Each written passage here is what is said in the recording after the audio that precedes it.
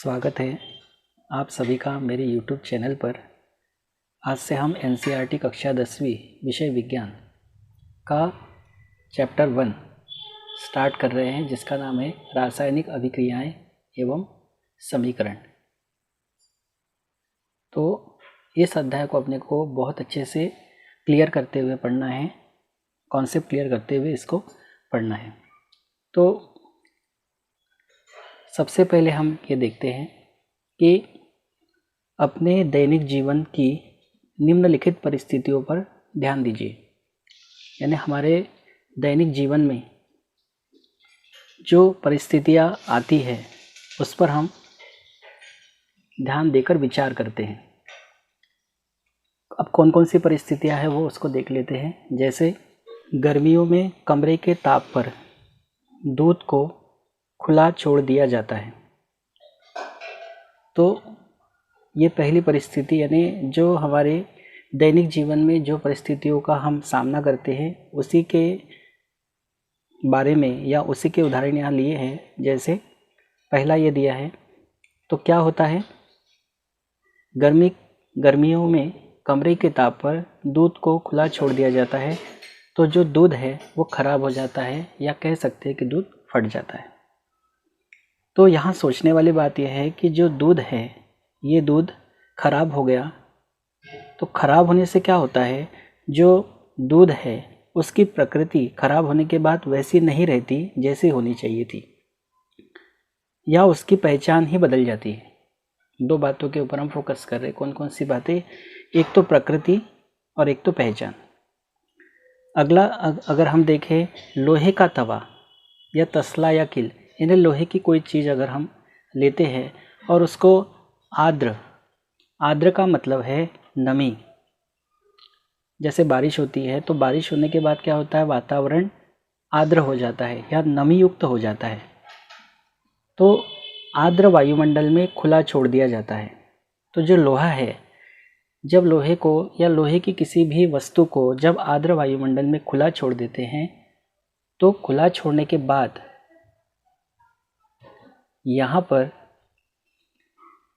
खुला छोड़ने के बाद जो लोहा है उस लोहे में जंग लग जाता है। तो इस तरह से हम ये कह सकते हैं कि जो लोहा है, लोहे में आर्द्र वायुमंडल के कारण, आर्द्र वायुमंडल के कारण जंग लग जाता है, जिसको हम संक्षारण के नाम से जानते हैं। अब ये जो है लोहा जो है इसमें जंग लग गया, तो एक तरह से आप देख पा रहे होंगे कि ये जो हमने इस तरह से दर्शाया है, जंग का जो फार्मूला होता है वो Fe2O3.X आप अगर याद करते चलेंगे तो आपको याद भी होगा, थोड़ा सा ध्यान देके। और लोहे का संकेत है Fe। यहाँ मैंने संकेत कहा क्योंकि यह अकेला है, और यहाँ मैंने सूत्र कहा, या अणुसूत्र या यौगिक कह सकते हो इसको। तो लोहे से जंग बनाओ, आर्द्र वायुमंडल, तो ये इसकी उपस्थिति है तीर के चिन्ह के ऊपर। तो ये जो तीर के चिन्ह के पहले है इसको कहा जाता है अभिकारक। इसको क्या कहते हैं? अभिकारक, या इसी को कहा जाता है क्रियाकारक। इसका मतलब ये है कि हम अभिकारक या क्रियाकारक उसको कहेंगे जो अभिक्रिया में भाग लेंगे। ये अभिक्रिया में भाग ले रहा है, और जो अभिक्रिया में भाग ले रहा है वो अभिकारक या क्रियाकारक इसको कहते हैं। और आर्द्र वायुमंडल की उपस्थिति में लोहे पर जंग लगता है, तो ये हमारा है उत्पाद, या इसको हम कहते हैं क्रियाफल। तो इस तरह से आपको ये समझ लेना है। दो शब्द है, हम एक ही शब्द उपयोग कर लेंगे। तो ये तीर के चिन्ह के पहले जो होते हैं, जो अभिक्रिया में भाग लेते हैं, उसको हम अभिकारक कहते हैं, और जो अभिक्रिया होने के फलस्वरूप बनते हैं हम उसको उत्पाद कहते हैं। तो ये दोनों बातें बहुत अच्छे से ध्यान रखना, एक अभिकारक वाली बात और एक उत्पाद वाली बात। तो ये लोहे पर जंग लग गया, तो वही बात मैं करूँगा कि लोहे पर जब जंग लग गया तो क्या उसकी प्रकृति या पहचान जो उसकी पहले थी या प्रारंभिक जो पहचान उसकी थी वो रहेगी क्या? नहीं रहेगी। अगला है अंगूर का किण्वन होता है। किण्वन का मतलब है एंजाइम की उपस्थिति में बड़े आकार के अणुओं को छोटे आकार के अणुओं में तोड़ना। तो जब अंगूर का किण्वन किया जाता है तो इससे बनती है शराब। तो शराब बनने से क्या उस अंगूर की जो प्रकृति या पहचान है वो प्रारंभिक रहती या रहेगी? नहीं रहेगी। भोजन को पकाते हैं, जब हम चावल को पकाते हैं या आटे से रोटी बनाते हैं तो उसकी जो प्रारंभिक प्रकृति या पहचान है वो खो जाती है। हमारा शरीर भोजन को पचा लेता है और हम सांस लेते हैं। जब हम सांस लेते हैं तो हम ऑक्सीजन को लेते हैं, लेकिन जब हम सांस को छोड़ते हैं तो कार्बन डाइऑक्साइड को छोड़ते हैं। तो इस तरह से ये जितनी भी बातें दी है इन सभी में क्या हो रहा है, जैसे ये दूध है, ये लोहा है, अंगूर है, भोजन है, और ये यहाँ पर भी भोजन है, और ये हम सांस ले रहे हैं ना ऑक्सीजन ले रहे हैं। तो इन सब में क्या हो रहा है कि जो हम ले रहे हैं प्रारंभ में प्रारंभिक वस्तु, ये जितनी भी परिस्थितियां हैं इन परिस्थितियों में प्रारंभिक वस्तु की प्रकृति तथा पहचान कुछ ना कुछ बदल जाती है। जो उसकी पहचान है वो कुछ ना कुछ बदल जाती है। पदार्थ मतलब ये इतनी सारी बातें, दूध, लोहा, अंगूर, भोजन, ये पदार्थ के भौतिक तथा रासायनिक परिवर्तनों के बारे में हमने पिछली कक्षाओं में पढ़ चुके हैं। हमने ये भौतिक और रासायनिक परिवर्तन पिछली कक्षाओं में हमने पढ़ा है कि भौतिक परिवर्तन क्या है और रासायनिक परिवर्तन क्या है। तो भौतिक परिवर्तन का मतलब है जिस पदार्थ को हम लेते हैं, लेने के बाद जैसे मैंने कहा, मैं सबसे पहले भौतिक परिवर्तन की बात कर लेता हूँ। भौतिक परिवर्तन क्या है? भौतिक परिवर्तन का मतलब है जैसे हमने लिया पानी को और पानी से मैंने बनाया बर्फ। तो क्या बर्फ से पानी बना सकते हैं? बिल्कुल बना सकते हैं। तो इसकी जो प्रकृति या पहचान है वो नहीं खोएगी। इन दोनों की प्रकृति, दोनों का जो पहचान है वो पानी के रूप में ही है। बर्फ भी है लेकिन वो एक प्रकार से पानी है, पहचान नहीं खो रहा है, प्रकृति नहीं बदल रही है। तो इसीलिए ये भौतिक परिवर्तन है। तो जिसकी प्रकृति और पहचान नहीं बदलती है वो भौतिक परिवर्तन है, और जिसकी प्रकृति या पहचान बदल जाती है वो रासायनिक परिवर्तन है। तो ये जितने भी यहाँ पे हो रहे हैं ये सारे के सारे क्या है? ये रासायनिक परिवर्तन है। इसके बारे में पिछली कक्षा में पढ़ चुके हैं। जब कोई रासायनिक परिवर्तन होता है तो हम कह सकते हैं कि एक रासायनिक अभिक्रिया हुई है। और रासायनिक परिवर्तन होना मतलब रासायनिक अभिक्रिया होना। जैसे मैंने कहा था यहाँ पर लोहा जो है आर्द्र वायुमंडल की उपस्थिति में या आर्द्र वायुमंडल में जंग में बदलता है। तो ये एक रासायनिक परिवर्तन है। रासायनिक परिवर्तन का मतलब ही एक रासायनिक अभिक्रिया है या रासायनिक क्रिया है। ये रासायनिक परिवर्तन हो रहा है मतलब रासायनिक अभिक्रिया है। आप शायद सोच रहे होंगे कि रासायनिक अभिक्रिया का वास्तविक अर्थ क्या है। हम कैसे जान सकते हैं कि कोई रासायनिक अभिक्रिया हुई है? इन प्रश्नों के उत्तर पाने के लिए आइए हम कुछ क्रियाकलाप करते हैं। अब ये जो क्रियाकलाप है, ये क्रियाकलाप भले ही पेपर में ना आए, लेकिन ये क्रियाकलाप आपको बहुत कुछ सिखाते हैं। इन क्रियाकलापों से आपको बहुत कुछ सीखने को मिलता है, और इन क्रियाकलापों के माध्यम से आप जो टॉपिक पढ़ रहे हो उसको समझना बहुत आसान हो जाता है। तो यहाँ क्रियाकलाप दिया 1.1, 2 क्रियाकलाप और है इसके। क्रियाकलाप करने के पहले उन्होंने एक सावधानी बता दी है कि ये जो क्रियाकलाप किया जा रहा है ये शिक्षक के सहयोग की आवश्यकता है इसमें, और साथ ही सुरक्षा के लिए छात्र अगर आंखों पर चश्मा पहन ले तो ज़्यादा अच्छा होगा, क्योंकि इस क्रियाकलाप में आंखों पर प्रभाव पड़ सकता है इसलिए। और क्योंकि ये क्रियाकलाप जो है वो दहन का है। दहन, जब भी दहन की बात आती है, दहन का मतलब होता है जलना, और जब भी दहन होता है तो O2 के साथ क्रिया होती है। जबकि ऑक्सीजन, मैंने आपको बताया था, मैंने कहा था कि आप मेरे वीडियोस देखना, ऑक्सीजन का संकेत O है, लेकिन ऑक्सीजन द्विपरमाणुक होता है। जब उसको किसी अभिक्रिया में लिखते हैं ना तो O2 के रूप में लिखते हैं। जब भी कभी दहन होगा, दहन में हमेशा O2 के साथ ही क्रिया होती है, वो दहन माना जाता है।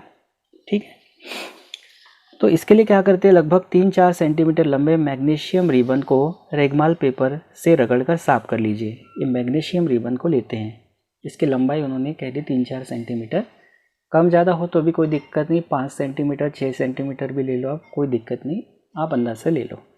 मैग्नीशियम की रिबन लेना, और मैग्नीशियम की जो रिबन है ये इस तरह से मैग्नीशियम की रिबन यहाँ दिख रही है। रिबन यानी फीता, जो बालों में रिबन लगाते हैं, फीता लगाते हैं, उसी टाइप का। और उसको रेगमाल पेपर से रगड़कर साफ कर लेना है। अब ये जो मैग्नीशियम का रिबन है, इस मैग्नीशियम के रिबन को ये जो चिमटी है जिसको टोंग कहते हैं, चिमटा, और ये हाथ है हमारा, 2 हाथ है तो एक हाथ इधर है एक हाथ इधर है, ये जो हाथ है इससे हमने चिमटे को पकड़ा है, टोंग को पकड़ा है। इंग्लिश में इसको टोंग कहते हैं और हिंदी में चिमटा। तो ये जो रिबन है मैग्नीशियम की, मैग्नीशियम का संकेत होता है Mg, ध्यान रखना, Mg, M बड़ा G छोटा। तो ये हमने ले लिया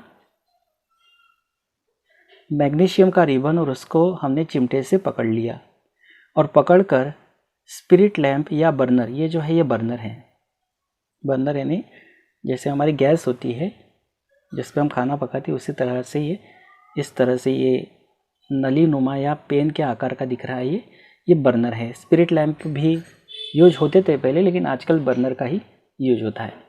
तो बर्नर से क्या करना है, इसका दहन करना है। किसका, मैग्नीशियम के रिबन का। दहन करने के बाद ये जलाएंगे तो जलेगा, जलने के बाद ये मैग्नीशियम का रिबन जब जलेगा तो उसकी जो राख है वो राख नीचे गिरेगी, राख ASH यानी राख नीचे गिरेगी। तो इसके लिए एक वॉच ग्लास लिया है, ये इस तरह का वॉच ग्लास, एक कांच का बना होता है और ये प्लेट के जैसा होता है। प्लेट ना कह के हम कहेंगे कि ये कप जो है, कप जिस पे रखते हैं, एक बशी जिसको कहते हैं। तो पुराने समय के लोग जो चाय पीते थे ना, तो वो कप रहता था और कप के नीचे जो प्लेट रहती थी जिसको बशी बोलते हैं, तो वो जो प्लेट है उसमें डाल के चाय पीते थे, वैसा रहता है ये कांच का बना हुआ वॉच ग्लास है। तो जब ये मैग्नीशियम का फीता जलेगा यानी दहन हो रहा है, दहन मतलब O2 के साथ क्रिया। तो जब ये दहन होगा तो यहाँ पर ये राख वॉच ग्लास में इकट्ठा होगी, इस चित्र में आपको दिख रहा है। ये बर्नर है, इसको हमने थोड़ा तिरछा किया। अगर सीधा रख के जलाएंगे तो वो कुछ राख जो है वो बर्नर में ही चली जाएंगी, इसलिए थोड़ा तिरछा करके, और ये वॉच ग्लास के ऊपर हम गिरा रहे हैं राख को। मैग्नीशियम रिबन का दहन करते समय इसे अपनी आँखों से यथासंभव दूर रखना है, क्योंकि आँखों को दिक्कत हो सकती है, इसलिए पहले ही कह दिया था कि आँखों पर क्या करना है, चश्मा पहनना है, तो ज़्यादा उचित होगा। अब ये जो हमने प्रयोग किया, ये जो आपने देखा, यहाँ लिखा है मैग्नीशियम ऑक्साइड बन रहा है। तो कैसे बन रहा है हम देखते हैं। आपने क्या प्रेक्षण किया, मतलब आपने क्या ऑब्जर्व किया, आपने क्या देखा, वो बताना है। तो देखो, मैग्नीशियम का रिबन बोला तो रिबन मैग्नीशियम का है, मतलब कुल मिला के वो मैग्नीशियम ही है, Mg का मतलब मैग्नीशियम। ये लिया मैग्नीशियम और इसका करे दहन मतलब O2 के साथ क्रिया। O2 का नाम है ऑक्सीजन, और इन दोनों से बनता है MgO। आप कहेंगे सर ये तो 2 है, या 2 नहीं लिखा, नहीं 2 नहीं आएगा। वही धनायन और ऋणायन से सूत्र बनाना अगर आप सीख गए होंगे, मेरे वीडियो से देखा होगा तो ये समझ गए होंगे ये ऐसा क्यों किया है। मैं बता भी देता हूँ, इसका नाम है मैग्नीशियम ऑक्साइड।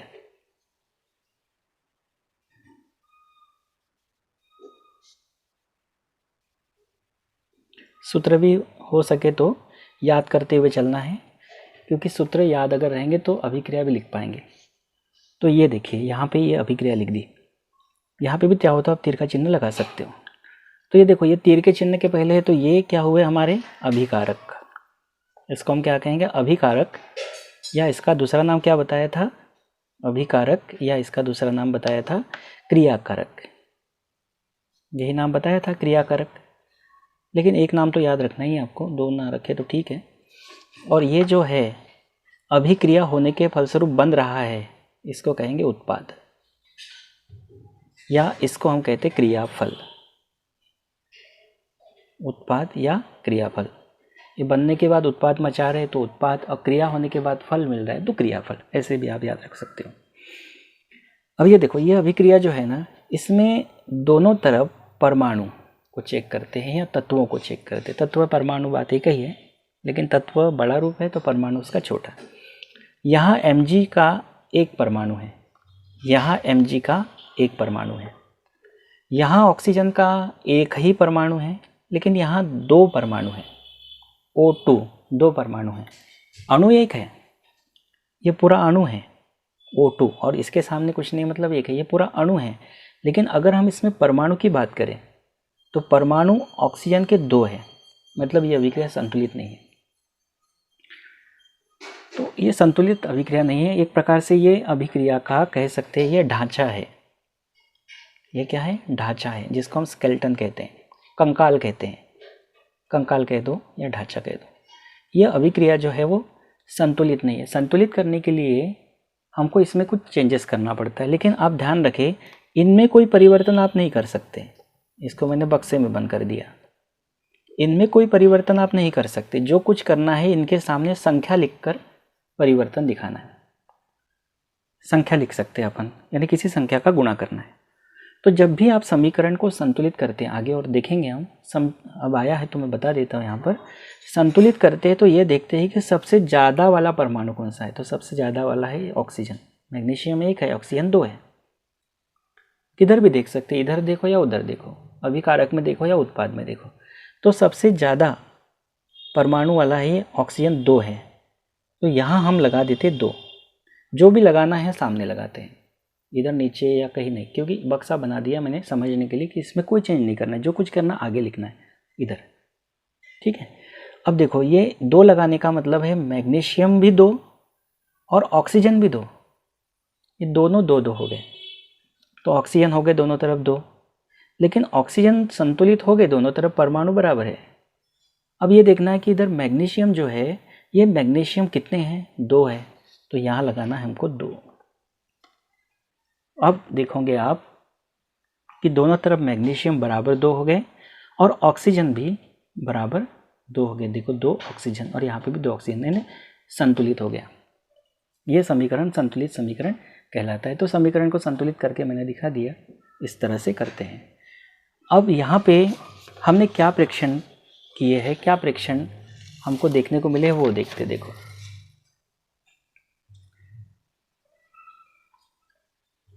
आपने देखा होगा कि चमकदार श्वेत लौ यानी ज्वाला के साथ मैग्नीशियम रिबन का दहन होता है। मैग्नीशियम का जो रिबन है वो जलता है। कैसे जलता है? श्वेत लौ के साथ, यानी सफ़ेद ज्वाला के साथ जलता है मैग्नीशियम का रिबन, और यह श्वेत चूर्ण में परिवर्तित हो जाता है और श्वेत चूर्ण बनता है। अब ये श्वेत चूर्ण किसका है? तो ये श्वेत चूर्ण है मैग्नीशियम ऑक्साइड का। इसका ये मैग्नीशियम ऑक्साइड जो है, ये मैग्नीशियम ऑक्साइड कहाँ जमा होगा? ये जमा होगा वॉच ग्लास के ऊपर। आपको बताया था ना वॉच ग्लास, उसके ऊपर। यह मैग्नीशियम ऑक्साइड का चूर्ण है। वायु में उपस्थित ऑक्सीजन तथा मैग्नीशियम के बीच होने वाली अभिक्रिया के कारण यह बनता है। तो यह बनता कब है? जब हम मैग्नीशियम और ऑक्सीजन यानी दहन, तो मैग्नीशियम और ऑक्सीजन के बीच अभिक्रिया करते हैं, और जब अभिक्रिया करते हैं तो बनता है मैग्नीशियम ऑक्साइड का चूर्ण, जो कि कैसा है? श्वेत रंग का है, सफ़ेद रंग का है। तो ये भी ध्यान रखना है कि मैग्नीशियम ऑक्साइड का जो चूर्ण बनता है वो सफ़ेद रंग का होता है। ये क्रियाकलाप है। अब देखो इस क्रियाकलाप को देखने पर आपको क्या लग रहा है? ये है अभिकारक और ये है उत्पाद। अभिकारक और उत्पाद, और अभिकारक जो है वह आपस में क्रिया कर रहे हैं और आपस में क्रिया करके उत्पाद बना रहे हैं। मतलब एक रासायनिक अभिक्रिया है, और रासायनिक अभिक्रिया हुई है, तो रासायनिक अभिक्रिया होने का मतलब है ये रासायनिक समीकरण है। और आप देखो इन दोनों से ये जो बना, तो इसके जो गुण हैं, इसका जो गुण है, इसका गुण इन दोनों के गुणों से पूर्णतः भिन्न होता है। रासायनिक अभिक्रिया को पहचानने का तरीका ये भी है कि जो उत्पाद बना उसके गुण और जो अभिकारक लिए थे उनके गुण, इनके गुणों से यह उत्पाद के जो गुण होते हैं वो अलग होते हैं, डिफरेंट होते हैं। तो इससे भी आप पता लगा सकते हो कि कोई रासायनिक अभिक्रिया हुई है, यानी रासायनिक परिवर्तन हुआ है। आपके पास क्रियाकलाप 1.2 भी दिया है, इसको भी देख लो। क्रियाकलाप 1.2 में क्या कहा है, एक परख नली में लेड नाइट्रेट का घोल लीजिए, घोल यानी विलयन, लेड यानी सीसा, तो लेड नाइट्रेट का घोल लेना है यानी विलयन लेना है। तो ये लेड नाइट्रेट ले लेते हैं हम, लेड नाइट्रेट, लेड यानी सीसा, सीसा एक ही बात है ये, नाइट्रेट, इसका लेना है विलयन। विलयन लेना है मतलब इसको पानी में घोलना है तो ही बनेगा विलयन। इसका फार्मूला होता है PbNO3 होल ट्वाइस, इस तरह से। ये है लेड नाइट्रेट का फार्मूला। ये कैसे बना है ये बता देता हूँ। ये Pb2+ आयन होता है और NO3- आयन होता है। तो ये Pb2+ यानी इसमें 2 आयन हैं, Pb2+ और NO3-। तो ये प्लस तो है लेकिन 2 जो है ये मेन है, ये 2 जाएंगे इधर और एक माइनस से ये इधर आएगा और Pb हो जाएगा 1 और NO3 हो जाएंगे 2। ऐसा बना है ये सूत्र, PbNO3 whole twice lead nitrate. इसका विलयन लेना है, कैसे लेना, पानी में घोलना है और इसमें पोटेशियम आयोडाइड का विलयन मिलाना है। पोटेशियम आयोडाइड,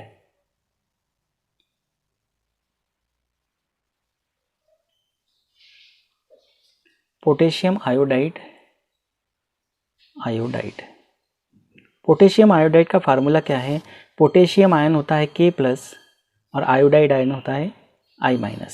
तो ये एक यहाँ आएगा, एक यहाँ आएगा और बनेगा Ki। तो पोटेशियम आयोडाइड का फार्मूला ये है। इन दोनों को ले लिया हमने, दोनों के घोल। आपने क्या प्रेक्षण किया, यानी क्या देखा, तो देखो क्या होता है इससे। इनमें भी रासायनिक अभिक्रिया होती है दोनों के विलयनों में। कैसे होती है, PbNO3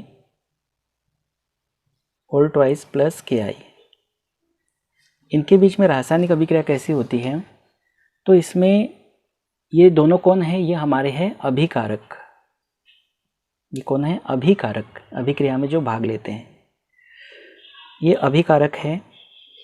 और इसमें क्या होता है, आयनों का विनिमय होता है। कैसे, ये Pb क्या है प्लस, NO3 है माइनस, K है प्लस और I है माइनस। तो ये Pb के साथ ये प्लस है, इसके साथ इसका माइनस जाता है PbI, लेकिन Pb के साथ I नहीं आएगा क्योंकि Pb पे 2+ है और I पे 1 माइनस है। तो 1 तो यहाँ आ गया लेकिन Pb का 2 यहाँ आएगा। तो इसका प्लस, इसका माइनस और फिर इसका प्लस और इसका माइनस। तो K पे होता है प्लस और NO3 पे माइनस, तो ये इससे बन जाएगा KNO3। ये 2 मिलते हैं, ये हो गए उत्पाद। तो इस तरह से अभिकारकों से उत्पाद बना। अब इन दोनों के गुण इन दोनों के गुणों से भिन्न होंगे। अभिक्रिया को संतुलित करना है तो आप यहाँ देखो, सबसे पहले ये पूरा कोष्टक NO3 2 है, इसके सामने 2 लगा देते हैं। तो NO3 जो है पूरा 2 हो गए। NO3 2 होने से पोटेशियम 2 हो गए, तो इसके सामने 2 लगा देते हैं। पोटेशियम 2 हो गए। पोटेशियम 2 होने से आयोडीन 2 हो गए, इधर भी 2 है और Pb 1 है तो इधर भी 1 है। ये दूसरा आपका क्रियाकलाप है। एक क्रियाकलाप इसमें और है,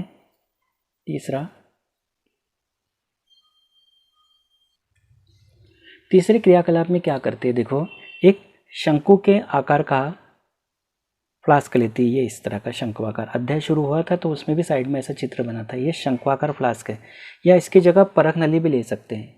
परख नली कांच की बनी होती है, इस तरह की आपने देखी होगी।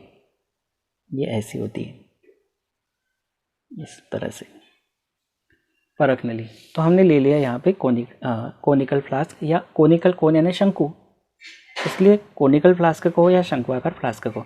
इसमें कुछ दानेदार जस्ते डाल दिए। जस्ता यानी जिंक, Zn, ये Zn यानी जिंक का कहते हैं इसको, या जस्ता,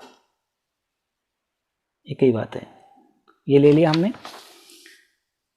इसमें तनु हाइड्रोक्लोरिक अम्ल, हाइड्रोक्लोरिक अम्ल का सूत्र होता है HCl, तथा या सल्फ्यूरिक अम्ल, इसका सूत्र होता है H2SO4 मिला दीजिए, क्योंकि दोनों अम्ल हैं, दोनों में से आप कोई भी ले सकते हैं। तो मैंने मिला दिया यहाँ पे HCl हाइड्रोक्लोरिक अम्ल। तनु लेना है, मतलब इसमें पानी की मात्रा रहेंगे, डाइल्यूट रहेगा, इसको लेना है। ये इसकी जगह H2SO4 भी आप ले सकते हैं, उसको लेना है तो उसको भी ले सकते हैं। देखो वो भी अभिक्रिया ले लेते हैं, Zn यानी जस्ता और H2SO4 यानी सल्फ्यूरिक अम्ल। ये भी तनु लेना है, दोनों एक ही बात है, दोनों अम्ल है। ये ले लिया, दोनों में से कुछ भी ले सकते हैं। अम्ल का इस्तेमाल सावधानी से कीजिए, क्योंकि अम्ल जो है वो एक प्रकार का अम्ल यानी एसिड है, और एसिड जो है हमारे त्वचा को या हमारे कपड़ों को नुकसान पहुंचा सकता है, इसलिए इसका उपयोग सावधानी से करना है। फिर लिखा है क्या जस्ते के दानों में आपस में कुछ होता दिखाई दे रहा है? ये अवलोकन करना है, देखना है। शंक्वाकार फ्लास्क या परख नली को स्पर्श कीजिए। क्या इसके तापमान में कोई परिवर्तन होता है? यानी हमारा जो कोनिकल फ्लास्क है या शंक्वाकार फ्लास्क है, क्या ये गर्म होता है, यानी ताप में कोई परिवर्तन हो रहा है क्या, वो चेक करना है। तो सबसे पहले तो ये देखो, आपने जस्ता लिया, दानेदार यानी दाने के आकार का जस्ता लिया, दानेदार छोटे छोटे दाने लिए जस्ते के, और उसमें आपने HCl डाल दिया। अब जो Zn होता है ना, उसके ऊपर होता है 2+, हाइड्रोजन के ऊपर होता है H+ और Cl के ऊपर होता है Cl-। अब देखो Zn के साथ जब Cl क्रिया करेगा तो Zn के ऊपर 2+ है और Cl के ऊपर 1- है, तो ये दोनों क्रिया कैसे करेंगे? देखो Zn 2+ और Cl क्रिया करेगा माइनस, तो इससे बनेगा क्या, ये दो यहाँ आएंगे और एक यहाँ जाएगा, बनेगा ZnCl2। तो यहाँ बनेगा ZnCl2। अब बचा क्या, अब यहाँ बचेगी हाइड्रोजन, और हाइड्रोजन कभी H के रूप में नहीं होती है, द्विपरमाणुक है, ये H2 के रूप में रहेगी। ये हो गई अभिक्रिया। तो ये हाइड्रोजन गैस है, ये हाइड्रोजन गैस बन गई, और गैस के लिए ऊपर के तीर के चिन्ह से हम दर्शाते हैं। वैसे ही यहाँ पर क्या होगा, यहाँ पर भी हाइड्रोजन गैस निकलेगी और बनेगा ZnSO4, जिंक सल्फेट, ये जिंक क्लोराइड है। अब अभिक्रिया को संतुलित करना है, तो यहाँ क्लोरीन देखो सबसे अधिक 2 है, तो यहाँ लगाना पड़ेगा 2 क्लोरीन लगाने से हाइड्रोजन 2 हो गए, क्योंकि ये दोनों के लिए, हाइड्रोजन के लिए और क्लोरीन के लिए भी। यहाँ पर हाइड्रोजन 2 हो गए, जिंक दोनों तरफ 1-1 है, मतलब ये अभिक्रिया संतुलित है, और ये अभिक्रिया तो ऑलरेडी संतुलित है ही। तो आप देखोगे इसके जो गुण हैं वो उत्पाद के जो गुण हैं अभिकारकों के गुण से अलग होते हैं। तो ये क्या है, सारी की सारी रासायनिक अभिक्रियाएं, यानी सभी में रासायनिक परिवर्तन हो रहा है। तो ऊपर दिए गए तीनों क्रियाकलाप, हमने जो तीनों क्रियाकलाप पढ़े हैं, उसके आधार पर हम कह सकते हैं कि निम्न किसी भी प्रेक्षण की सहायता से हम निर्धारित कर सकते हैं कि एक रासायनिक अभिक्रिया, कौन कौन से प्रेक्षण, एक तो जब हम कोई रासायनिक अभिक्रिया करते हैं तो अवस्था में परिवर्तन होता है, अवस्था में परिवर्तन होता है, या रंग में परिवर्तन होता है, या गैस निकलती है, या तापमान में परिवर्तन होता है। इन चारों में से जो ऑब्जर्वेशन, जो आप प्रेक्षण देख पाओ, जैसे अवस्था है या रंग है, गैस है या तापमान है, इन चारों में से अगर किसी में परिवर्तन हो रहा है या निकल रहा है, तो हम कह सकते हैं कि रासायनिक परिवर्तन हुआ है या रासायनिक अभिक्रिया हुई है। बस इतना ही, बाकी हम अगले वीडियो में देखेंगे। Thank you.